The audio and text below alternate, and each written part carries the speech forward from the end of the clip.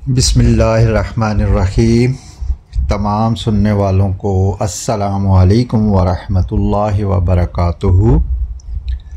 तमाम दोस्त एक बार दुरूद शरीफ पढ़ें। अल्लाहुम्मा सल्लि अला मुहम्मदिन व अला आलि मुहम्मदिन।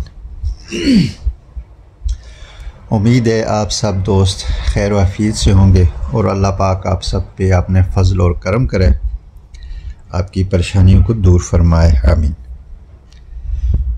आज को जो वजीफ़ा है ये है मोहब्बत का। बाज़ घरों में बहन भाइयों में लड़ाई हो रही होती है और मियाँ बीवी में लड़ाई होती है और कोई दोस्त नाराज़ होकर चला जाए या फिर कोई ऐसी जगह से रिश्ता लेना चाहते हैं और वो लोग दे नहीं रहे। तो इस तरह के जितनी भी मामलात हैं उनके लिए ये बेहतरीन वजीफ़ा है। तो जैसे आप पढ़ेंगे तो इंशाअल्लाह ताला आप लोगों को फ़ायदा होगा।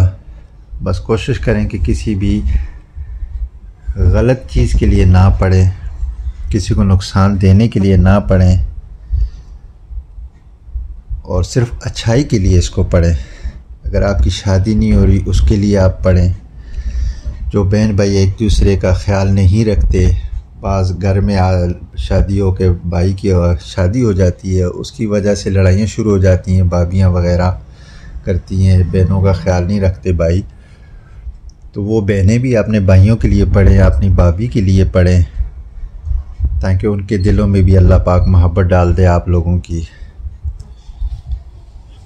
तो उसके लिए, और जो आपस में भी अगर बहन भाई लड़ते हैं उनके लिए, या मियाँ बीवी आपस में हर वक्त लड़ते झगड़ते रहते हैं, तो ये अमल वो दोनों मियाँ बीवी भी कर सकते हैं।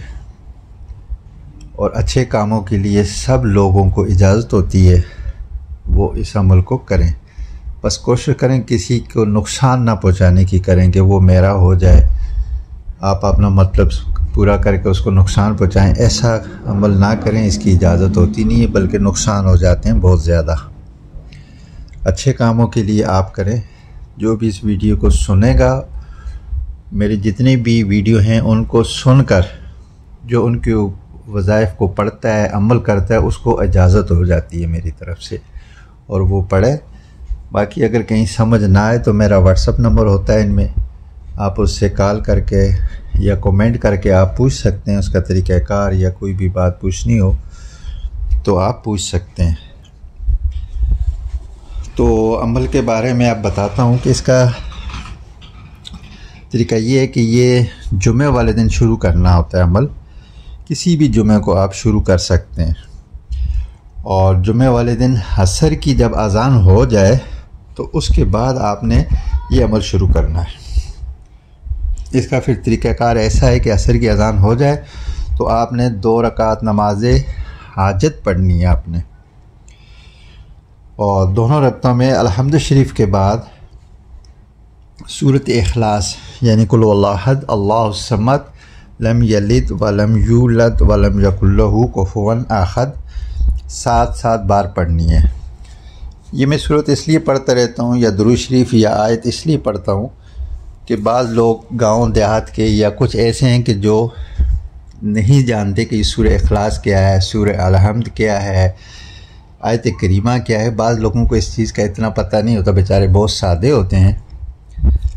तो जब वो पढ़ लेता हूँ मैं तो उनके फिर ज़हन में आ जाता है, अच्छा हाँ ये सूरत पढ़नी है या फिर ये आयत को पढ़ना है, इसलिए मैं पढ़ता रहता हूँ। तो ये पहली रकत के अंदर भी 7 बार सूरह इखलास पढ़नी है, कुल हुवल्लाहु अहद की सूरत, और दूसरी रकात के अंदर भी आपने 7 बार पढ़ना है।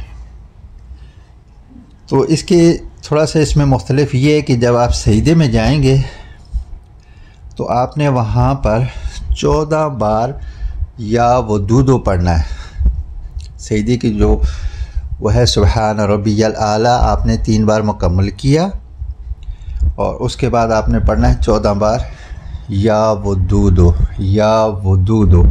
ये 14 बार एक सजदे में भी, दूसरे सजदे में भी, और दूसरे जो रकत पढ़ेंगे उसके भी दोनों सजदों में आपने 14-14 बार या वदूदो पढ़ना है। जब आपकी नमाज मुकम्मल हो जाएगी तो अगर नमाज में कुछ वक्त है तो उस देर में आपने दुरूद पाक को पढ़ना है। फिर असर की नमाज मुकम्मल कर लें। जब आपकी असर की नमाज पढ़ लेंगे फिर वहाँ ही बैठना है आपने, और वहाँ पर आपने 14 मरतबा दुरूद इब्राहीम को पढ़ना है।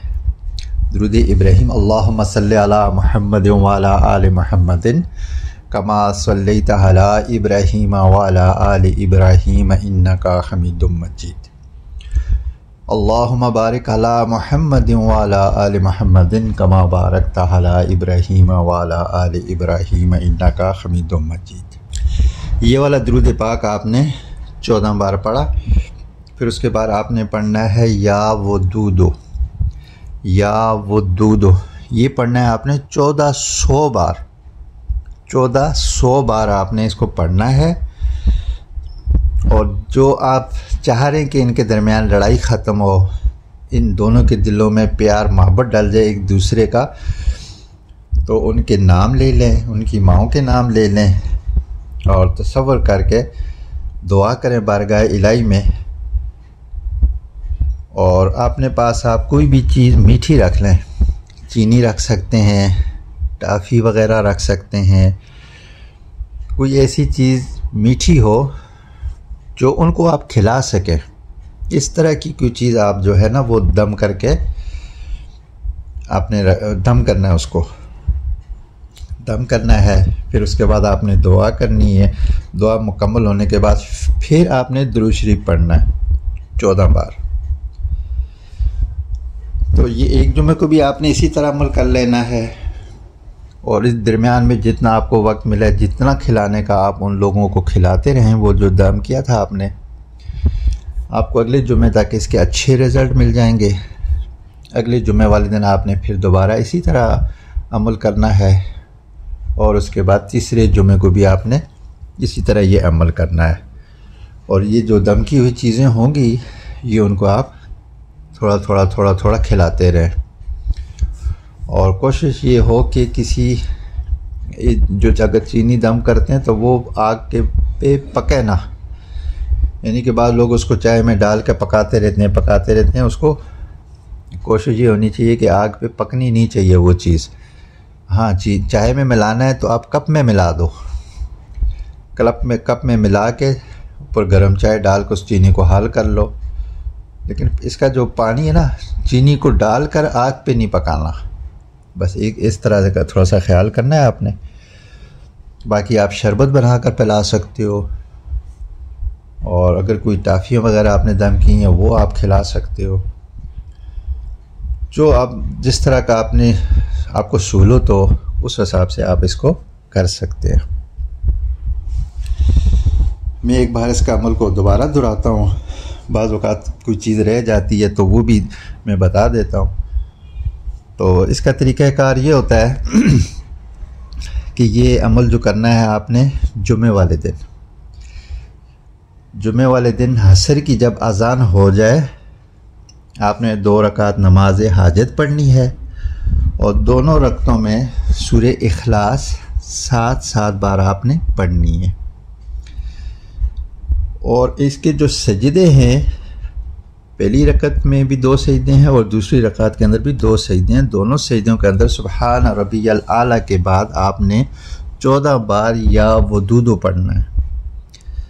14 बार या वदूदो पहले सजदे में भी, दूसरे में भी, और दूसरे रकत जो पढ़ेंगे उसके भी दोनों सजदों में आपने या वदूदो 14-14 बार पढ़ना है। फिर आपकी जब नमाज मुकम्मल हो जाएगी ये हाजत वाली, उसके बाद आपके पास जो अगर असर की नमाज में जो वक्त बचता है तो उस दरमियान में दुरूद शरीफ पढ़ लें। अगर पूरा हो गया तो आप इसके फ़ौरन बाद ही असर की नमाज़ पढ़ें।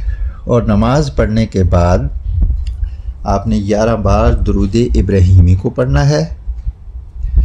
और दुरूद इब्राहीमी मुकम्मल करने के बाद 1400 बार या वदूदो पढ़ना है, या वदूदो पढ़ना है।